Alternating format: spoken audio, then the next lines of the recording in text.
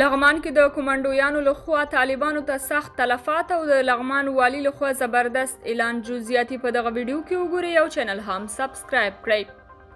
لغمان کې طالبانو د مخکښو قومندانانو په ګډون تر 110 زیاتو ترهګرو ته مرګ ژوبله واوښته.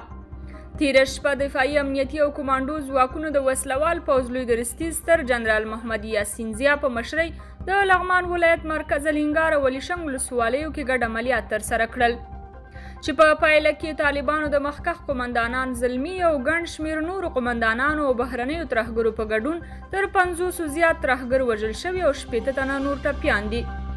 همداراز په دغو عملیاتو کې د دښمن یوه اندازه سپکې او درنې وسلې له منځه وړل شوي. د یادو نښتو پر مهال د افغان ملي دفاعي او امنیتي ځواکونو له لوري له مرکز څخه تر الینګار پورې سیمې ته سپې شوي او د الیشنګ په لور یاد عملیات په بریالیتوب سره پر مخ روان دي. بلخوا یارمل وایي د لغمان 110 تنه امنیتي منصوبین د وظیفوي غفلت په تور ونیول شول. د لغمان والی رحمت الله یارمل وایي د دې ولایت 110 لوړ رتبه او ټیټ رتبه نظامیان د وظیفوي غفلت او نورو ناغېړیو په تور ونیول شول. ښاغلی یارمل وایي نیول شوو کسانو په دندو کې ناغړتوب کړی او اوس مهال بندیخانه کې دي.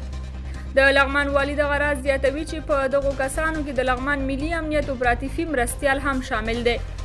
لغمان کې بیګا جګړه د مرکز مهترلام تر دروازې را رسېدلې وه، خو اوس چارواکي وایي د مهترلام ښار په شاوخوا سیمو کې وضعیت د عادي کېدو په لور روان دی. سرچینې وایي دا مهال جګړه په نسبي ډول کمه شوې او افغان ځواکونه د پرمختګ په حال کې دي.